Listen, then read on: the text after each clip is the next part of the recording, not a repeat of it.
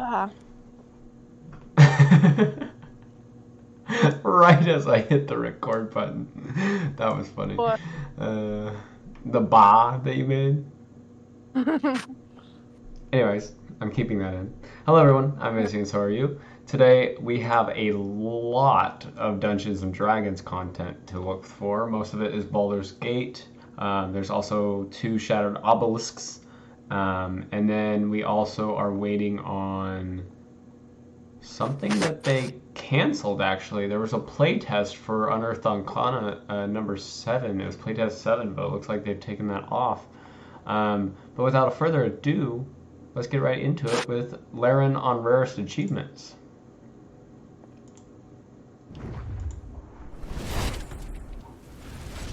So you've heavily worked on the achievement system as well, then? Yeah. Do you have sort of like a top 10 list of your favorite achievements? Also, this is a root beer. Do not arrest me.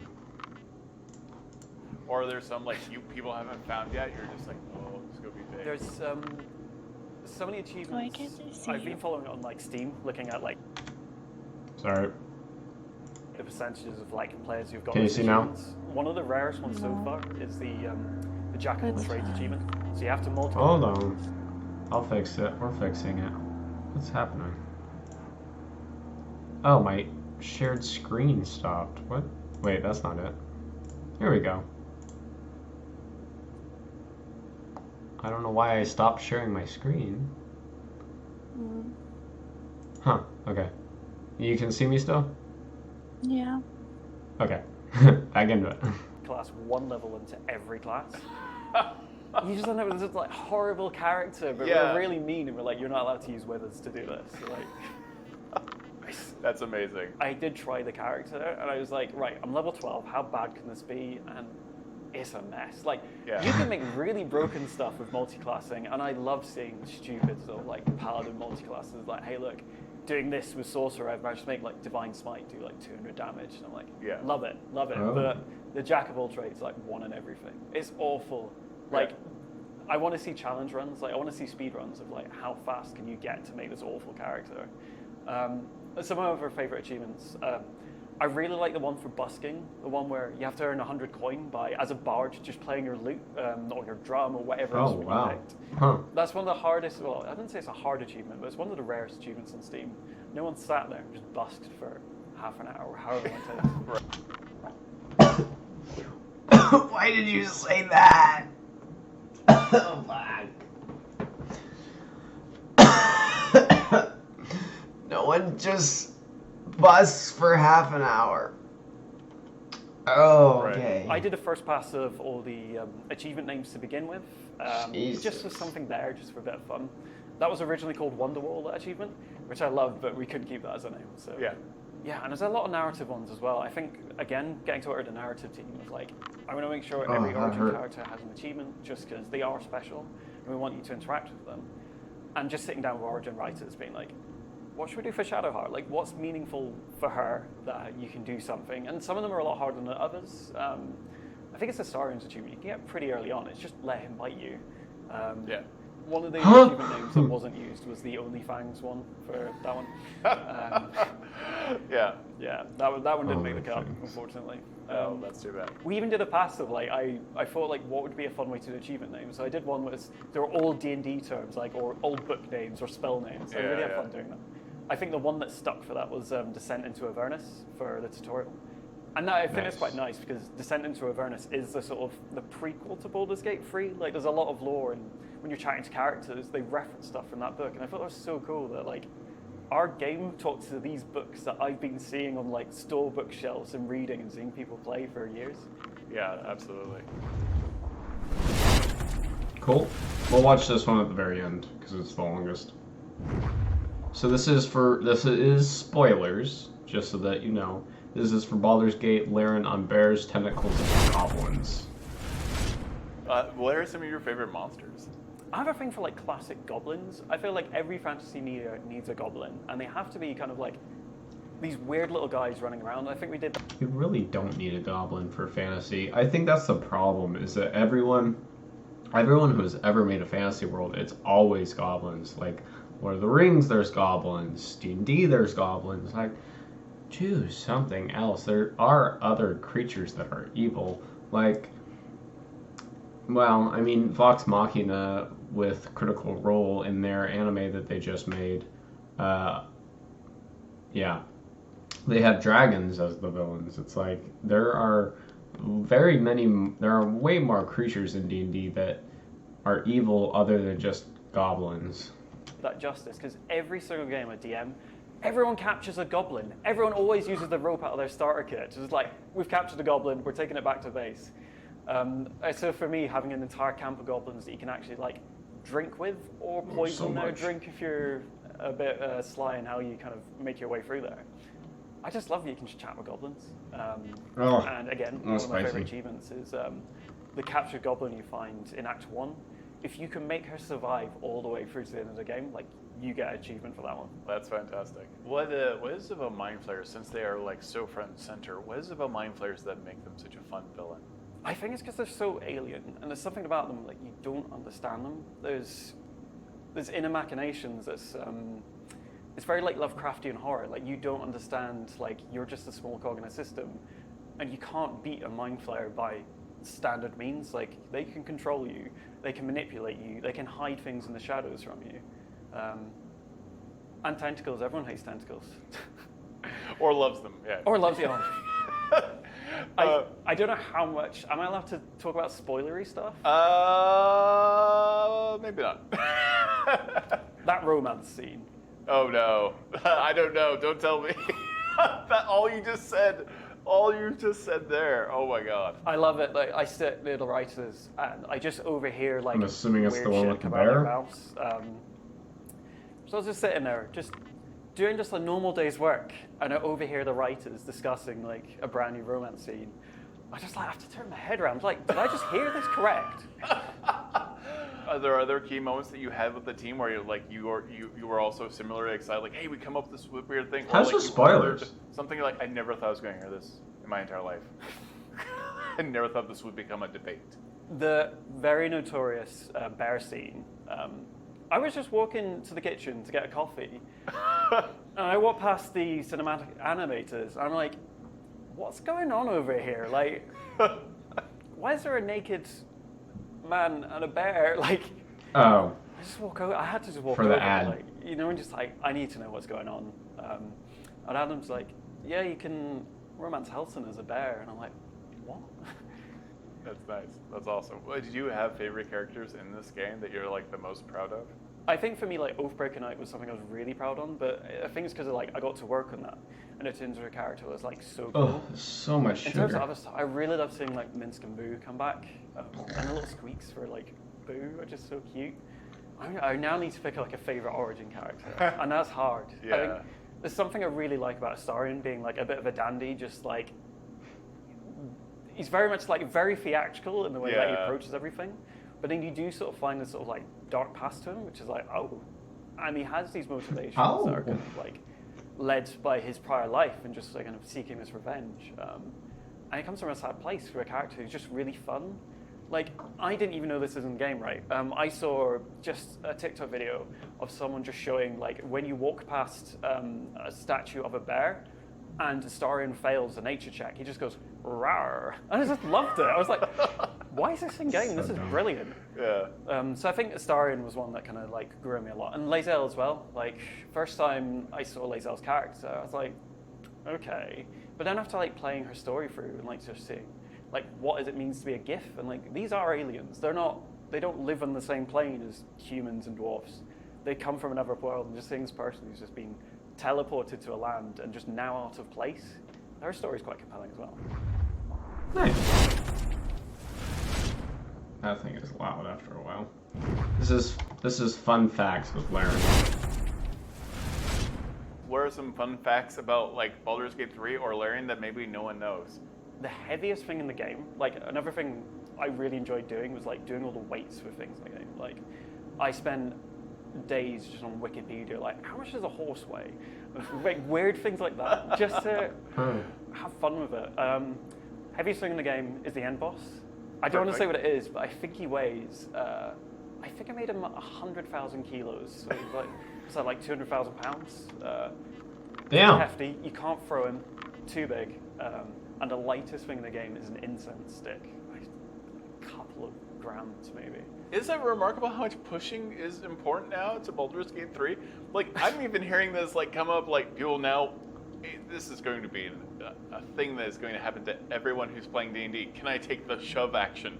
We'll probably invade tabletop D&D because of it being a bonus action. Yeah, I'm interested to see where shove goes. I'm already seeing players like tweet shove is about a like, bonus hey, action. in my campaign we started shoving stuff everywhere and pissing our DM off. I have enjoyed that. And again, like seeing like the content creators sort of like talk about the rules changes. Like even last night, jet lagged. Ended up watching like XP to level 3's like video about talking about our rules. It's really cool to see these like content creators that I watched at the start of development. Like, what do they think about Barbarian? Like watching their videos and now talking about the game I work on. It's so weird. It's like we've come full circle now. I talk about the weight of dinosaurs. No one really knows how much a dinosaur weighs. Oh, did you figure that out? I had to take like approximations based on like how big it is compared to like real world animals. So for fantasy creatures, I did a lot of like guessing, like, but I did actually use source books. There's like so many like random weights in the source books. Yeah. Some I don't agree with, but I still get with. What's your favorite improvised weapon? Because I saw someone actually fighting people with sausages. Oh yeah. What? We added like with salami. You can use that. You can have wiener nunchucks? Dude, I need to get this game. That's just as a weapon. That's not even an improvised weapon. Yeah. We just went right fine. Just straight salami. Yeah, there was that was one that came from the players. It feels like there should be an achievement for that. I can't change them now. Next game. You can Patch add number 3. achievements. Patch number 3. One of my personal ones I've not seen to use too often yet is with a healing potion. You can use that as an improvised weapon. You can just smash it on someone to heal them. What? That's I know the hilarious. throw got really popular, but there's something special about having a barbarian just like smash a potion on someone. Like, I don't know how healing works, just take this. That's fair. That's fair. Do you have like a top 5 weirdest things you should be trying to do in Baldur's Gate 3? Okay, smashing potions on head, that's definitely one. Busking is another one. But don't be a bard or don't take the entertainer, just do it shittily. It's amazing, just like watching people like disgusted with you. Yeah. The things, you can still use that to like distract guards, just like get your barbarian who doesn't know how to play an instrument to sit there with a lute just like, ugh, and just watching the disgust. Ow. What the fuck was that? Ow. That hurt. Oh.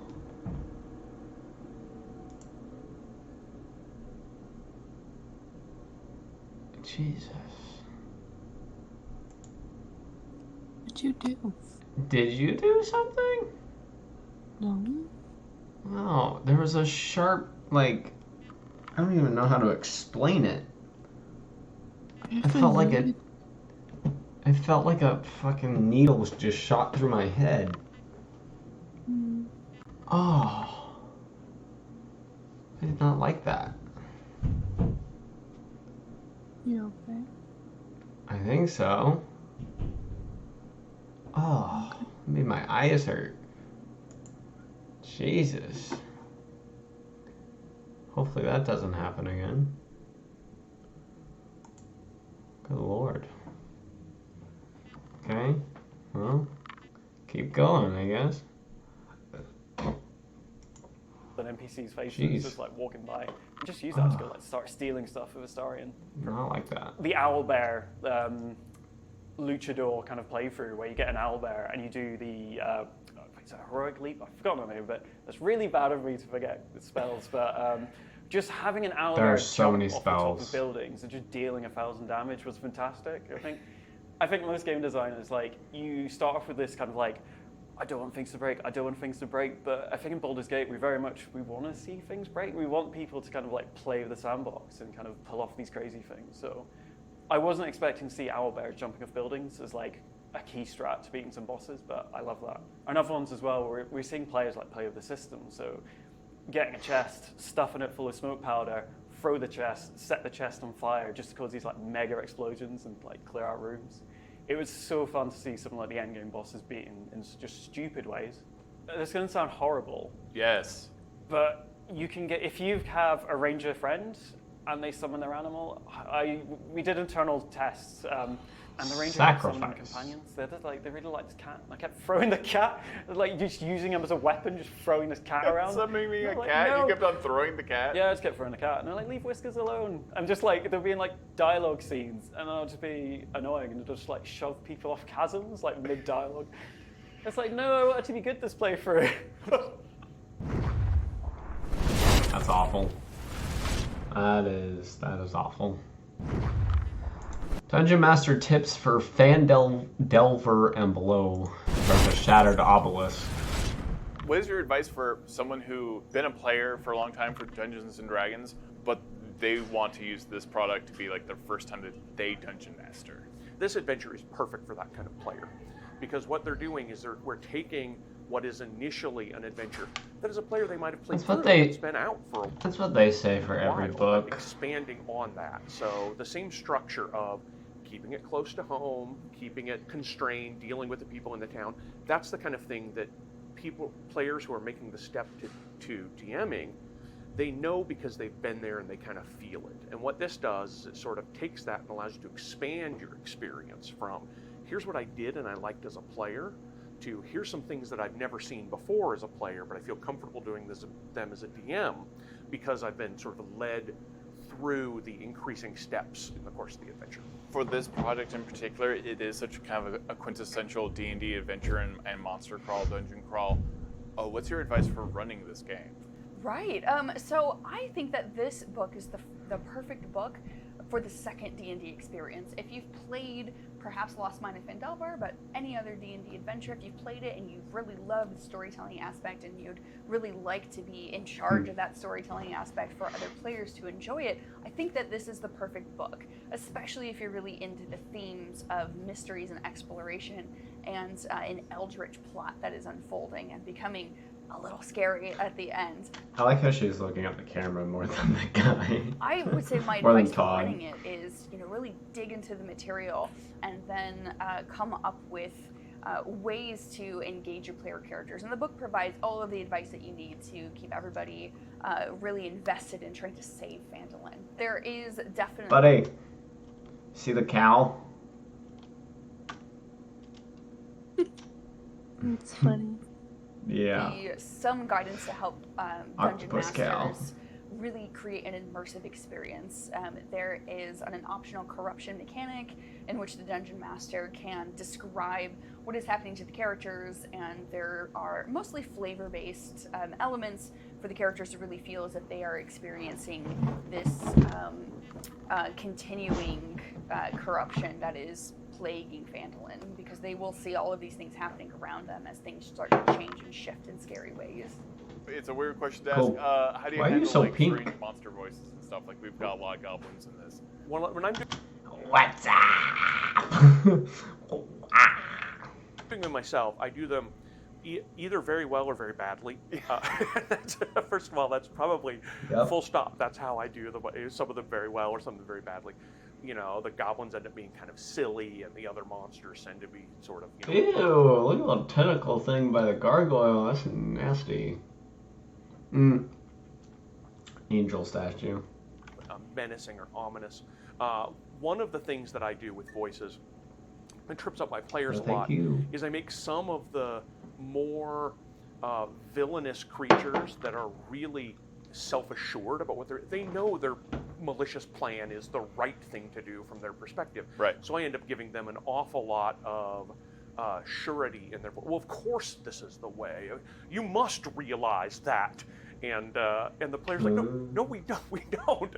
We disagree, and we'll disagree by the points of our swords or our fireballs. That's Yeah. There are so many various locations, even though you start out in a small town. How do you, as a dungeon master, like evoke the weirdness of, say, a location, or the coolness of a location, or something that you've never experienced in your real life? Describe it. One of the things that I really liked is the number of different Dungeons and Adventure locations that we presented here. And one of the things I like in putting these together is to think about how was this location used by the people who built it versus how is it used by the creatures or monsters that inhabit it now. And one of the things that I like to do is mix up the dungeon.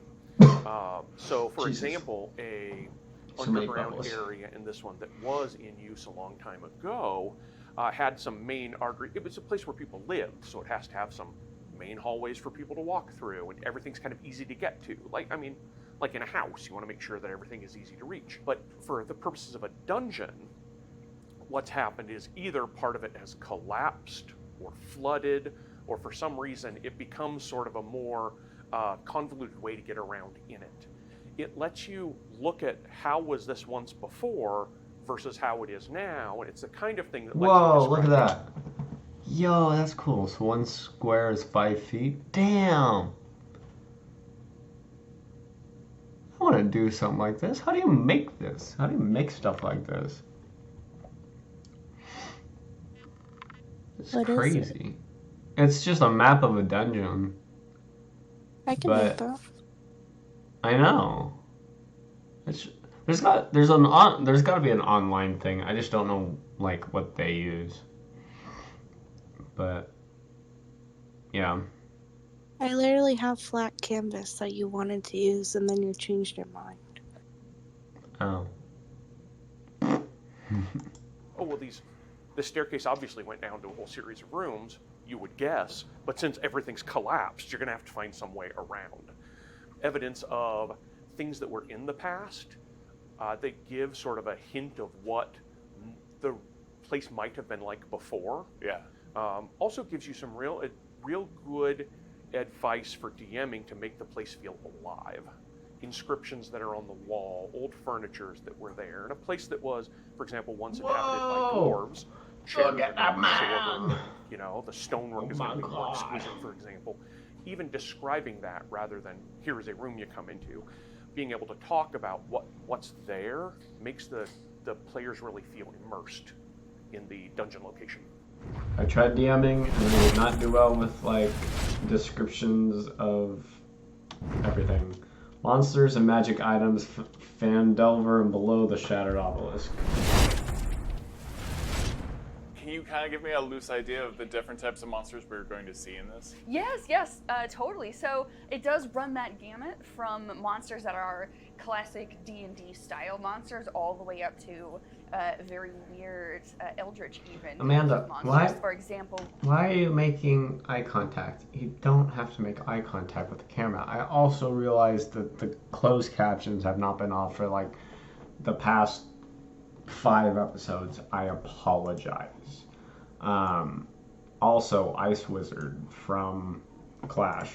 we have got the Ashen White, which is a new type of undead that is locked in the perpetual motion of the mining that they had to do in life, as they were killed catastrophically in an invasion thousands of years ago, and are now still stuck in various dungeons that are underground that the characters have to investigate.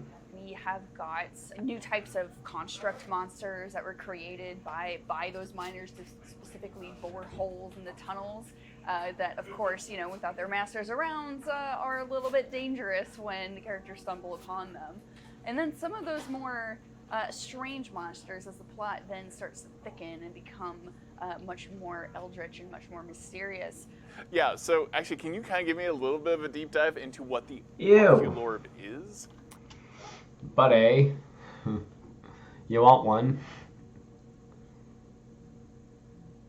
Whoa. Orb eyeballs. It's an orb of eyeballs. That's pretty much it.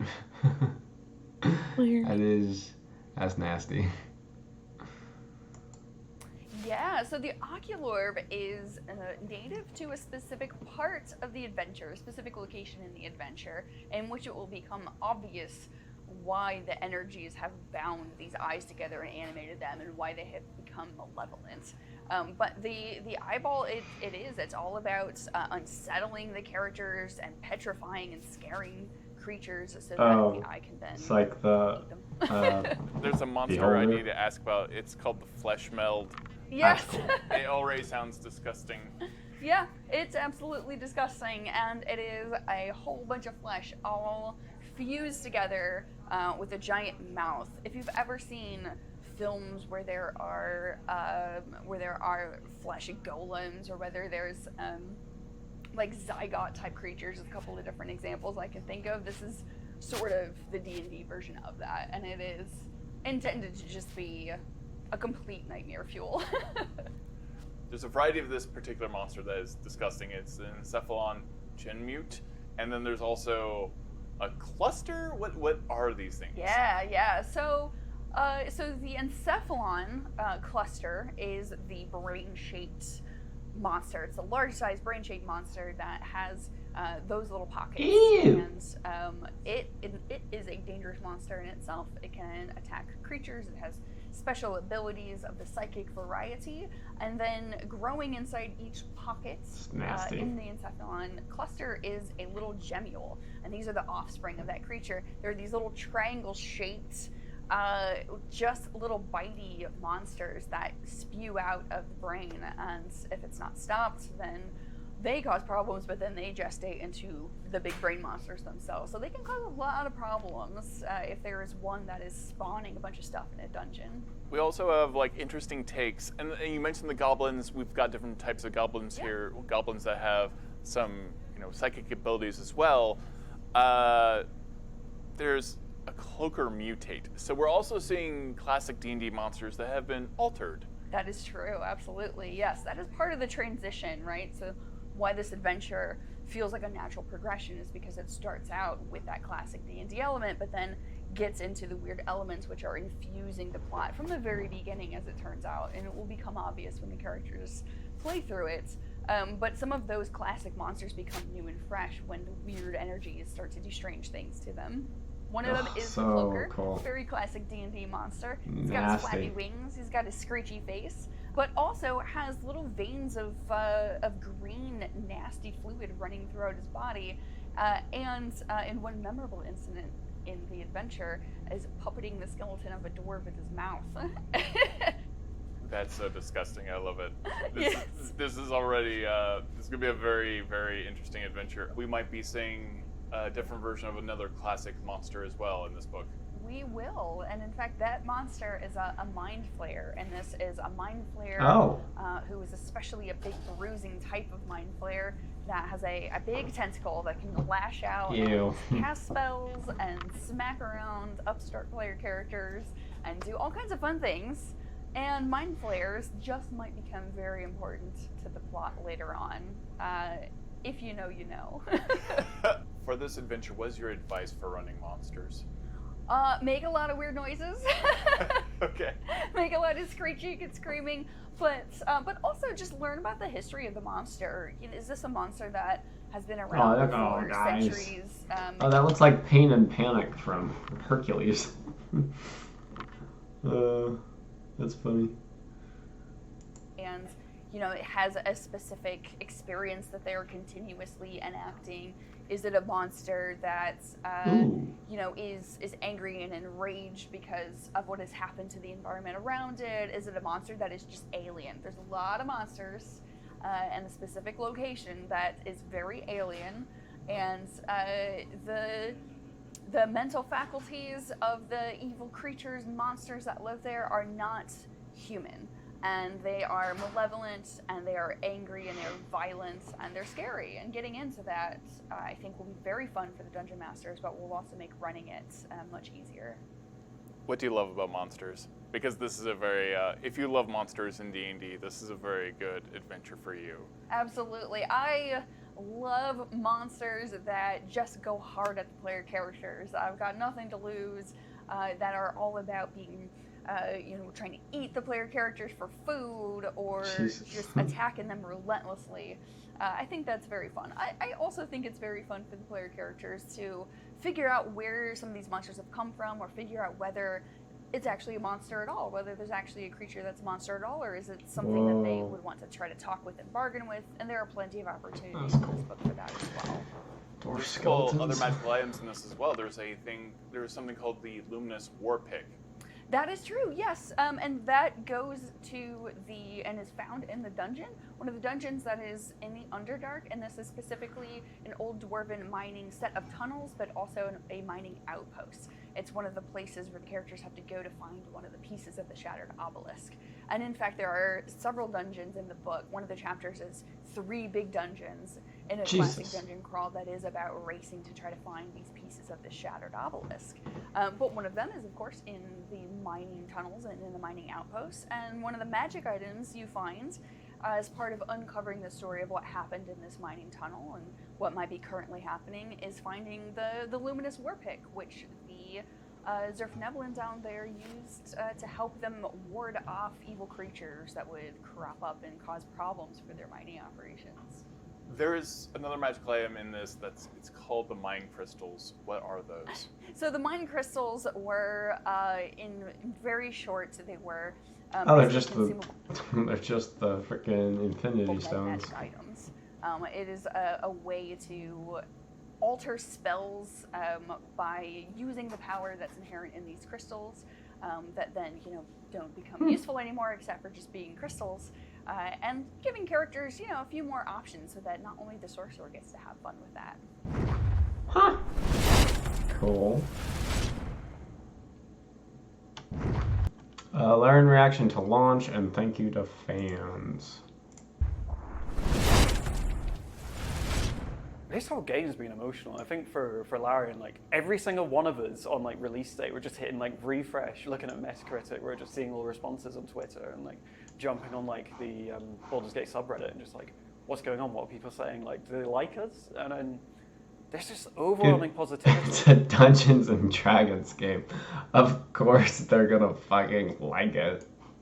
Weeks later, we're still in this like high. Like we just don't understand like how Look our at that. little game has touched so many people, and we get these like heartwarming Stupid. messages from people saying like, I was in a bit of a dark place, and then I started playing Baldur's Gate, and it sort of like elevated me a bit, and I was like, it's a game where I spent a day looking at how much does a cow weigh, like how is this making people so happy? But like we all love it. It's such a fun game. Like, the fans have kind of like made of it, and as well like it's such a, I don't want to say historic, but it's such like a legacy from Baldur's Gate 1 and 2 to like see that we've kind of made people happy and see us as like a good successor to those old ones. Yeah, that's been really heartwarming. Are you on YouTube Shorts or TikTok or any of that stuff, like seeing all this content constantly be thrown out there? Like, what's amazing about Baldur's Gate 3 is it has, there's so much coverage of it, of so many people playing it and finding these unique moments. It's so fun to watch these videos. I watched the For Gnome Barbarian YouTube video, and that was just fantastic because like as someone who was in charge of the Barbarian, and I love shorter races, I don't think they get enough love. Like dwarfs are my all-time favorite, so seeing short races represented, like I love it. And just watching these like 4 guys cause chaos with these like tools I give them, like yeah, we love that. And we're all constantly internally at Larian, like we're sending each other videos we find.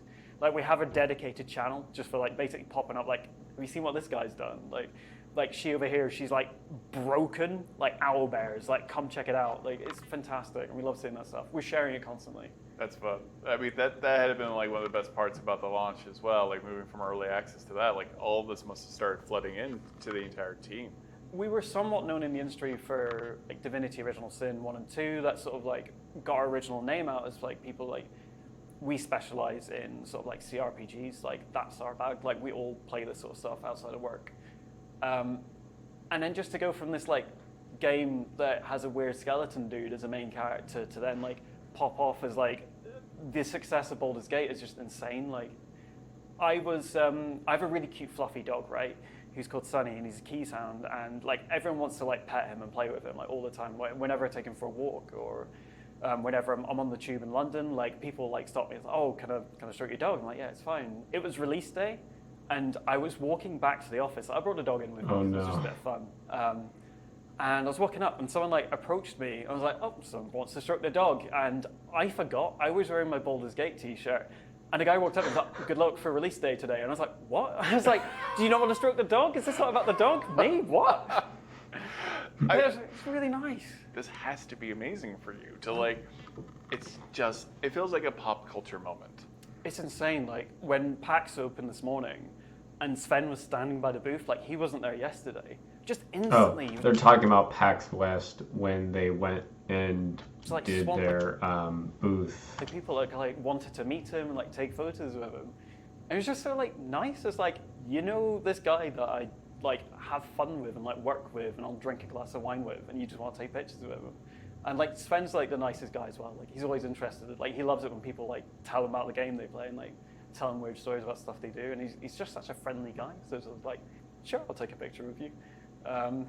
Yeah, but it's odd becoming these like gaming celebrities. Like I don't want to say overnight because it makes it sound like a crazy thing, but in the same way, it's It was overnight. I mean, right when you launched, you became popular. I don't. very much been like this past month.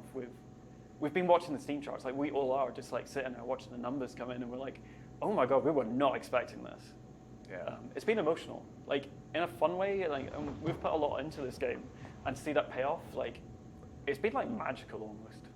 It's got to feel a little bit like Frodo and Sam, like getting to the Mount Doom a bit, right? Like there's this sudden pause. Sven, talked about it as kind of like the black hole, like that moment right after a game is complete. Yeah, I can't imagine what it felt like at the studio. Yeah, it was weird. We weren't like down tools exactly. Like we internally, like there's still things we want to polish. Like there's still bugs we want to fix.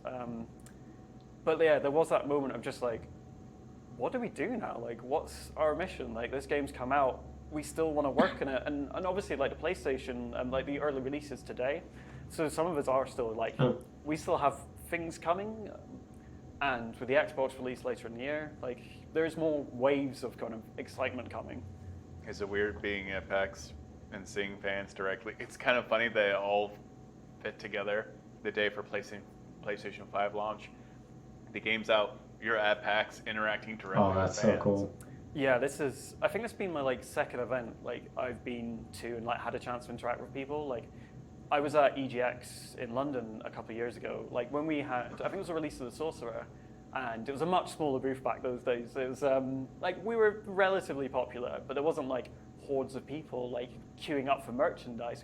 We sold out of like a couple of things, but it's been insane today. Like the minute we opened So like the cool. doors for PAX, it's just a massive queue all the way around the booth for people. Like we want BG3 t-shirts, and like we can finally get them out to the players. It's just so odd, like just seeing these people. Like, I want merch of the thing you worked on. Like, Yeah. it's like I'm grateful they bought like the game and played it and like getting the feedback. And it's like, no, we want more. And the amount of people are asking like, when's the next thing? And I'm like, I don't know. Like this. Your studio is so transparent and so player focused. This has to be just a remarkable experience. We're very fortunate in the amount of like freedom Studio. we have as a studio to like, we work on. Wait. Is this a studio? CEO of Valerian Studio. Oh no, Sven is the CEO.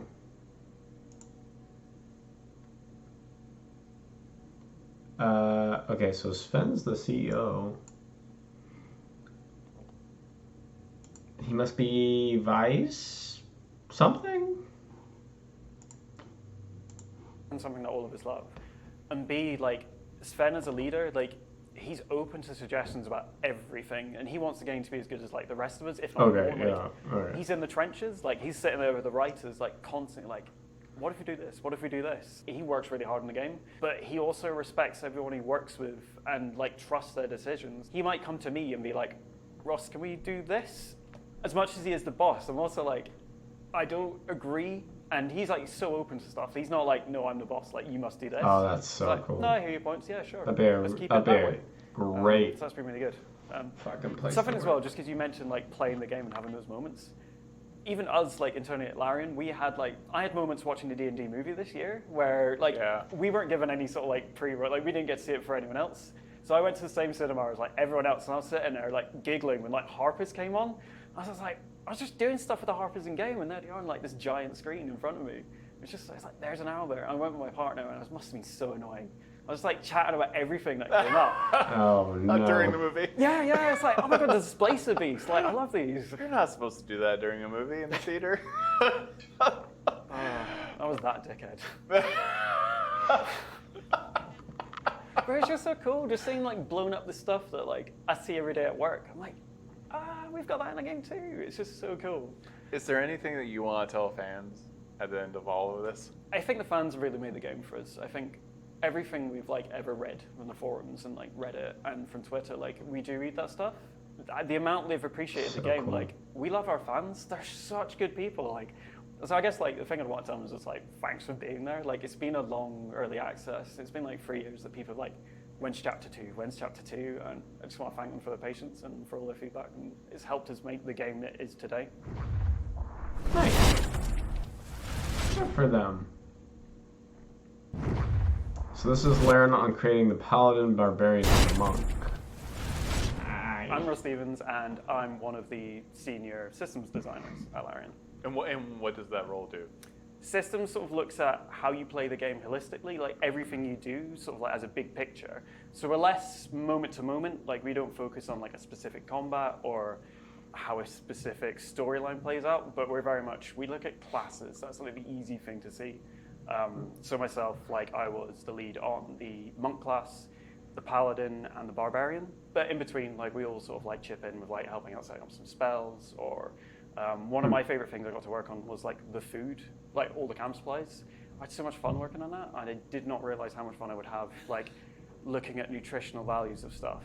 That's fantastic. Like, well, you must feel very proud that the Paladin is so popular in the analytics. Yeah, like I think a Paladin's like a 10-pole class. Like everyone kind of wants to be a Paladin. You've got that kind of versatility of like I can wear like heavy plate armor. I do not want to be a do a Paladin. bit of spell casting, and I've got like a lot of charisma, so I can. It's a very narrative-driven game, so people want that kind of charisma in their character, and kind of like that knight in shining armor kind of archetype is very much. For a lot of people going into a first fantasy game, like that's where they see themselves, and we kind of see like similar patterns in the tabletop. Like the most popular classes tend to be stuff like sorcerer, paladin. Unfortunately, over in the spectrum, we kind of got cleric sort of like left at the bottom. Yeah. But cleric is so fun as well. Like there's some really cool stuff you can do with it. But I think Shadowheart just sort of like she's the best companion that everyone wants. It's hard to show up Shadowheart as the cleric. Yeah. So, what do you enjoy about Paladins, and kind of run me through the subclasses and what was important to capture for each of them? One of the biggest house rules we did for Paladin was we decided to bring Oath to level 1. So when you start out, your Oath is really what your character means when you're developing your character and character creation. So Oath of Ancients is very much a Paladin that strives to keep the balance of like life and death and nature. There's a bit of crossover with Druids, but I really enjoy that you can be like this knight in shining armor who is more of a green knight, which, as someone from the UK, like a green knight's like very old lore, like very Arthurian. Yeah. And it's kind of nice kind of seeing that kind of like coming out. And then Oath of Devotion, very much your classic Paladin class. Someone about like upholding justice and like looking out for those in need. I think that's very much the Paladin like a lot of people kind of are drawn towards of like what a Paladin should be. And that's fun, and like we'd like to play with like a Paladin that's like, I'm a bit supporty, like I'll help my allies out, I'll sit at the front, I'll take a beating. And then we have Oath of Vengeance, which we held back for the full release just because it takes a Paladin down a different path, where you're about righting wrongs, and you're about seeking out people who have like violated either laws of the land, who have harmed other people, and they're a lot more brutal than the other two starting subclasses. And their kind of ability set as well sort of like mirrors that. They're very much about like controlling the battlefield and seeking out singular foes. And then my favorite part about it is the Oathbreaker, where you start out with an oath with some tenets that you must uphold, which we incorporate into your dialogue choices, but also in your gameplay. So if you start killing everyone you see, you're going to break your oath. So you then become an Oathbreaker, and you then are met by this Oathbreaker Knight, who we wanted to make sure it wasn't just black and white. Like the reason why you broke your oath wasn't necessarily because you are evil. It could be you just struggle to follow the rules when you feel like there's something for the greater good that you want to fight for, but doesn't necessarily stick with your original oath. So we made the Oathbreaker Knight very much a character where the player got to interact with them to develop their own role-playing. So it's not about the knight themselves, it's about the questions they're asking you and why you broke your oath and what it now means to you to be an Oathbreaker. And it's just quite a fascinating thing to see like why players have broken their oaths. So during the playtesting sessions, like I had to sit down with everyone that kind of played the Paladin and it's like, okay, right. And the ones that did break the oath, I'm like, why did you break your oath? And it's always for... Some of the times they just did it for a laugh, they just murdered someone because they wanted their cool weapon. But sometimes it was like, the encounter you have with the hag in Act 1, there's a character whose outcome, depending on what you pick, could go against your Oath of Ancients, but could seem morally like the right thing to do as a paladin. So you could break your oath in that way, and that's what happened to this player, and they kind of felt a bit torn by it. It's like, I felt like I did the right thing, but it was against my oath. But now I've got cool undead raising powers, so I'm chill. Yeah. It's I'm pretty tempted by any undead raising myself. So especially having a little bit of an undead army is always kind of nice. That has been one of the things I've really enjoyed, is seeing players pick necromancy wizards and just end up with like a fun party of skeleton followers, and just it's a bit weird just seeing all these skeletons like raised and running around Baldur's Gate. But I'm cool with it. If you want to make your turn order longer, that was your choice. Yeah, that's very true. It's very. How do the denizens of Baldur's Gate react to undead wandering around the city? I'm 90% certain they do react to that as Yeah, well. yeah. I can't remember off the top of my head if we did add that or not, but I'm pretty sure they do. We definitely have reactivity for if you're a druid and you wild shape into a spider. Like people do freak out at a giant spider like running around. Yeah, which is quite fun. Our spiders look too realistic in the game. Like they are horrifying. Yeah, I have a problem with spiders. So. I can just about deal with spiders in the house. Like in the UK, like spiders are tiny, like they're nothing. So it's like, all right, out we go. I don't really want to touch you. That's fine. But when I go into the game and I have to look at a spider, I'm like, this is Yeah. there's something they're too good looking. To the barbarian, because you worked on it, like what did you enjoy? What was important to capture about the barbarian experience? I'm very keen on playing a barbarian that is wild magic. Oh, wild magic was so much fun. Oh, right. Wild magic barbarians are idiots who don't understand how their magic works. It just happens. I think I just really enjoy that. I don't care why I'm doing magic. I'm just having fun. I'm angry and magic's just shooting out of me. Another thing as well was like, another fun one working with narratives. Like we have all the reactivity in the game. Like if you're a monk, you'll get special dialogue options because you are a monk. And Paladin especially, we sort of branched out into like your oath unlocks like brand new narrative options in game.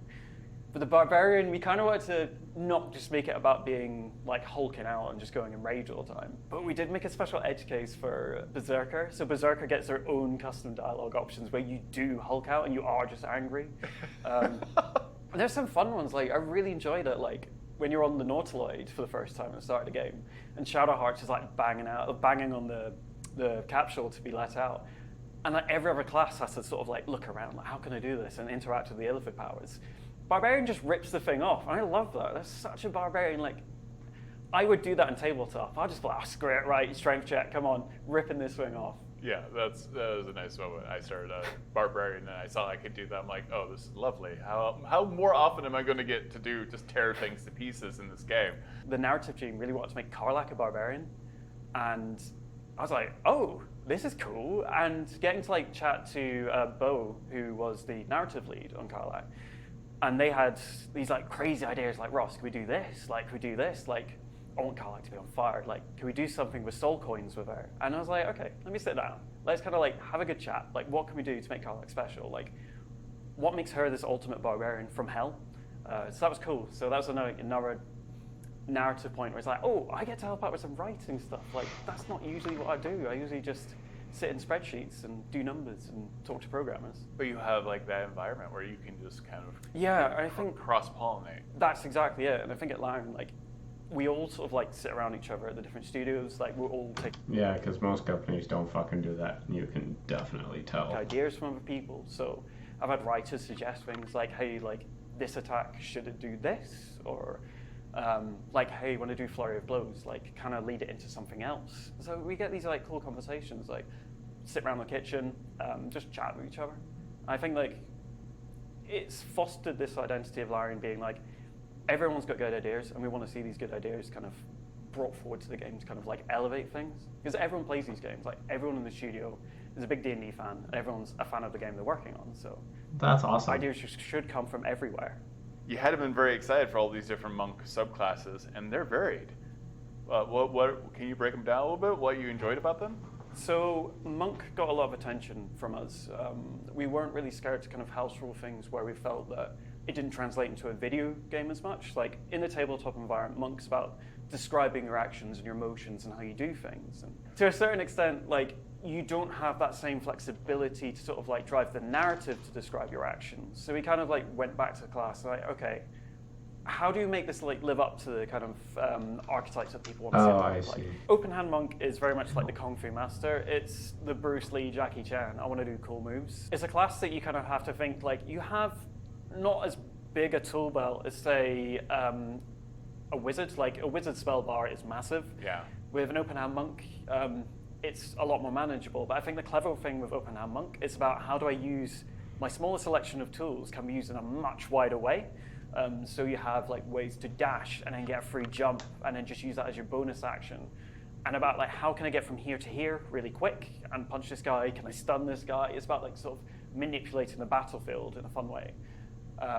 Where the Shadows is, it's the ultimate ninja. It's the guy who's skulking the shadows to like pop out and instantly strike enemies. I so want to play It one is of the those. ninja fantasy. I'm very excited. And then for Elements Monk is someone that controls the weave in a very different way, and it's about through those sort of like movements that they can like manipulate the elements around them.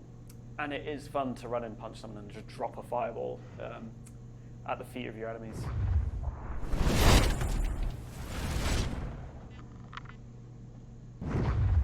New mind flares and new threats, Findelver and below the Shattered Obelisk. So we are talking about mind flares, which feature. Oh, wait. Jesus, how many more videos are there? Oh, there's two more. Okay, so we have this one, and then we have the one that's gonna hurt a lot. I know it's been a long video already, and I do apologize, but we gotta get through it because I'm interested in it, and it's gonna take Feature forever. very heavily in Phandelver and below the Shattered Obelisk. Yes. Why was there such a focus on mind flares? Well, first of all, I love mind flayers, and I think they're really fun and Oh, fast. wait, hold on. Well, This video contains spoilers. first of all, I love mind flayers, and I think they're really fun, fascinating, Ew! terrifying aliens whose minds humans can't comprehend because they come from an alien realm, specifically the Far Realm, canonically speaking. And so I just really like scary stories about that the unknown, inhuman types of creatures that are manipulating the minds of creatures that they see as lesser beings, which would be humans and humanoids and pretty much everybody who's not them. So I started out with a love of swallow mind flayers, himself. which is weird, but they're cool. They're face tentacle guys. And I knew that Baldur's Gate 3 had mind flayers heavily involved in that plot.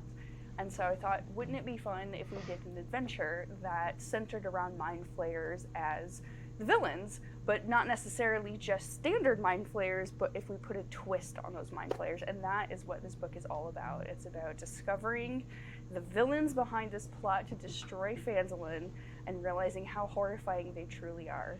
Yeah, and this is, if you are a mind flayer fan, this is like a feast of things to deal with. Great. and also lore as well. It's true, yeah. I'm very excited to see different Whoa, mind look at flayers that. we've never seen Nice. before Yep. show up. So Yep. portal, And we are That's true. seeing portal some tentacle. other things. Like we've got an elder brain that isn't 100% normal either as well. What can you give me kind of the loose idea of what's happening in Phandelin with the mind flayers? Yeah, absolutely. So it's not necessarily just a new type of mind flayer that is the villain. It's 3 specific mind flayers. And it's Whoa. 3 specific mind flayers that Ew. trace their origins to the ancient Illithid Empire that once ruled the Underdark in the Forgotten Realms.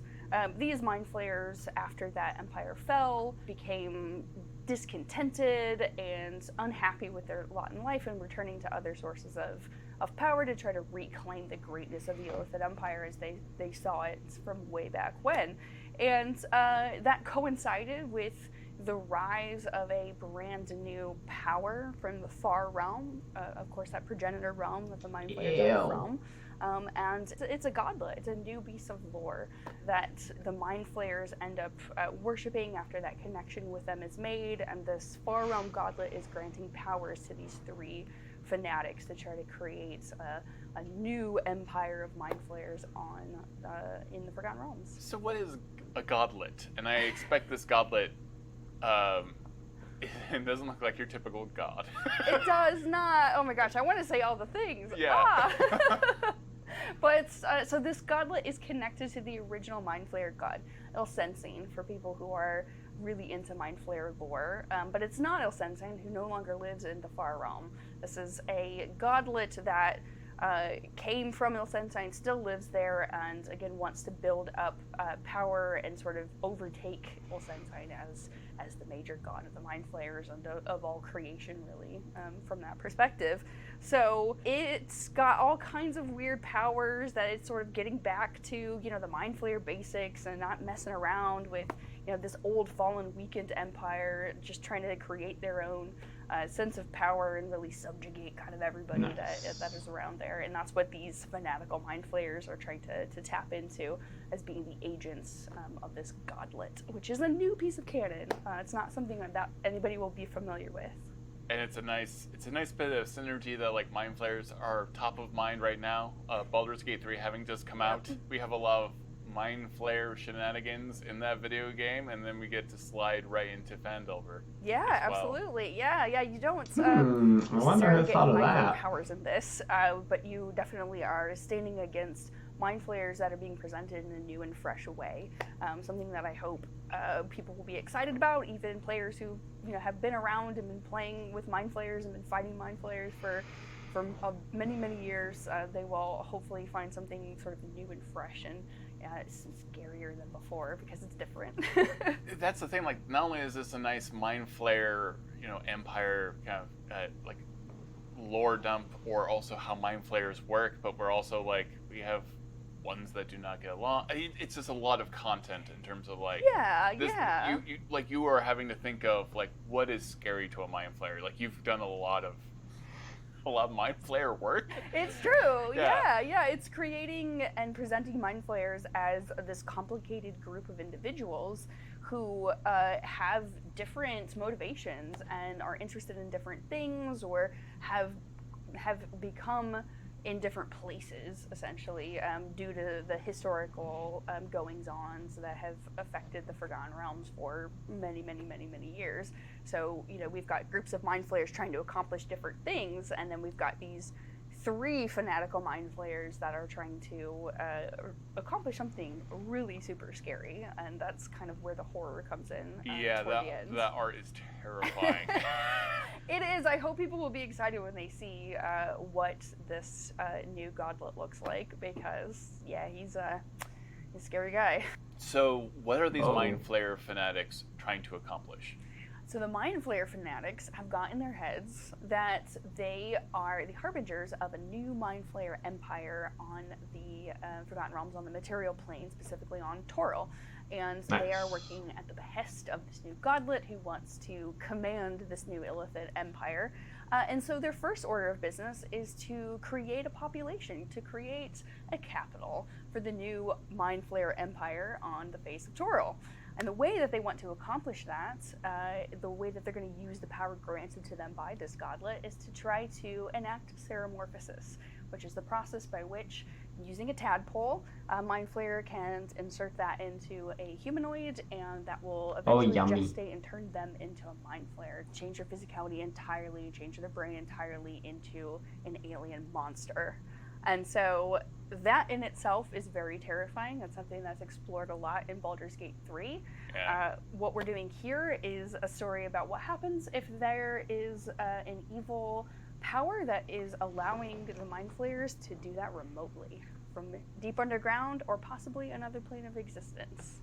So without even having a tadpole. Without even having a tadpole, exactly. They are harnessing the strange evil eldritch powers of that obelisk to try to power this ritual. Where does an elder brain typically rest in Mind Flayer culture. It is usually the hub. It is, yeah. It's the hub of a specific colony of Mind Flayers.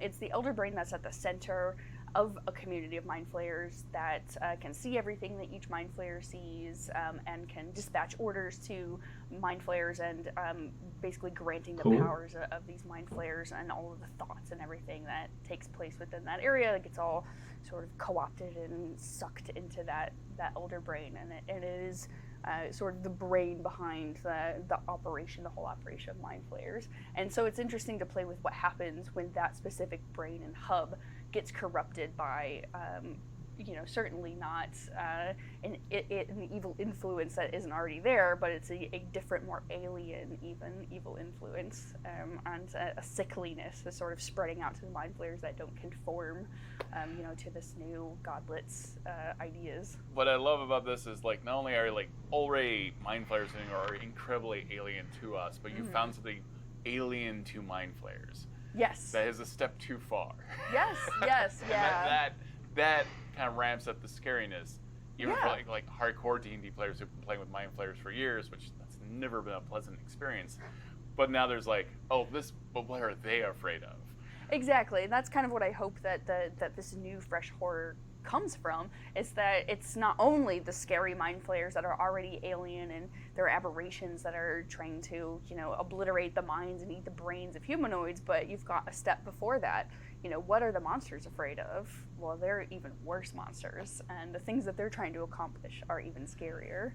You see the influence of these far realm fanatics, these fanatical Mind Flayers, from the very beginning of the adventure, and I hope that people are interested in and excited about the detail that you'll see that's infused within the book from the very beginning. There are clues that are dropped even in the early chapters that are retelling that Lost Mine of Phandelver story. There are clues that are dropped about goblins that have strange powers. There are strange sightings that the characters might be told about by NPCs. There's a goblin that they see out of the corner of their eye. It looks a little bit different. There are evidences of strange motivations that don't make sense for some of the other goblins the characters have interacted with so far. And that is all seeds. Those are all seeds that are meant to lead the characters into that sort of unsettled feeling that there's something going on in the background when they start hearing and they return to Phandalin and they understand that there have been crimes committed. And it turns out that some of those strange goblins who've been sighted seem to be the culprits. It's a slow unraveling. It's a slow burn of figuring out how this bad cow is this so really famous. is. It's been in every single it may one. feel like we're talking a lot about what's in this adventure, but don't worry, it gets way worse. Oh, it absolutely does. That's just the beginning. Yeah. That's just the beginning. Why do you think people are so obsessed with Mind Flayers? They are so iconic. Because of Dungeons and Baldur's Dragons. Gate, There is just something about them. They are. Well, Mind Flayers are a unique creature that, of course, are specific Dungeons and Dragons creatures, so you don't necessarily see them in other settings as much. But I think that they've captured people's attentions because they are so alien and they are so brutal, and they don't view any creatures that are sentient as having any level of humanity or having any level of congruity to themselves. So I think Mind Flayers are scary, really, because they can commit a level of violence that is unthinkable to anybody with any moral sense or any moral compass, right? So the things that Mind Flayers do, they don't see you as equivalent to them. They don't see you as whatever their version of human is. They just see you as... Todd is always in the worst lighting They just possible. see anything around them as property to be taken, as a meal to be had, and so just or that a level, potential Mind Flayer to be made. or a potential Mind Flayer to be made, right? Their thinking is so skewed from what any normal sense of thinking would be that it's just very scary, and it's almost impossible to get into that mindset to try to understand how they work. And there's no reasoning with Mind Flayers because they don't even consider any other creatures to be worthy of conversing with for the most part, and because they are just so brutal, they take no prisoners. And so they're just very scary villains. That they're irredeemably evil in pretty much every case. And so, it's something that DMs can really use as a boogeyman, right? Like, that Mind Flayer's after you. There is no reasoning with it. There is no trying to compromise with it. It's just going to kill you. Or you could run away or try to fight it. Or it's gonna like experiment on you. Or something worse. Yeah. The killing is the good bit. Yes. They love eating brains. They love eating brains. That's right. And they also get a little bit out of that. Like sometimes they can like kind of grab onto the memories when they do so, right? Yeah, and so that's another thing that's very scary is that intrusiveness that they can have into you mentally, into a human mentally, right? That there's no sort of internal privacy. There's no hiding your fear from a Mind Flayer. There's no hiding your secrets from a Mind Flayer. They can do what they will, and so that level of just complete brutishness is really terrifying to a lot of players, I think, and they've persisted throughout media. What are some of the things that get you most excited about this project?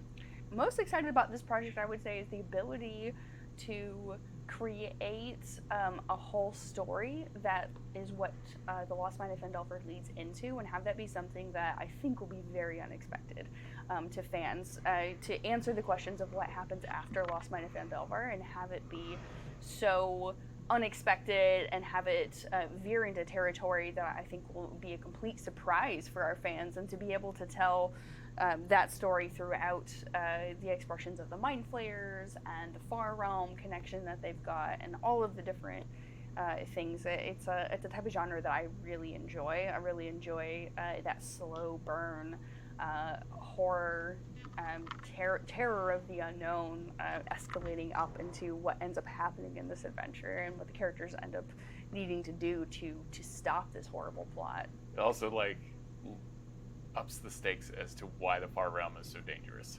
It does, yeah. It's one of those things that the Far Realm has always been there since time immemorial, and has always had these alien creatures, and has always produced these alien beings, but has sort of been away from the material plane. But when even just a little bit of that Far Realm influence touches anything on the material plane, let alone something as evil as these Mind Flayer fanatics, that really just underscores how that place is a no-go zone.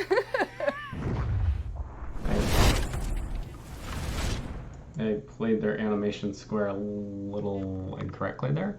I'm not going to be watching the 45 minutes of Baulder Gate's endings and stuff. I will do that later on. We got through 2, 4, 6, 7 videos, and it's been an hour, so I think I'm going to stop it there. I want to thank you all so much for watching, and I will see you in the next one. Bye.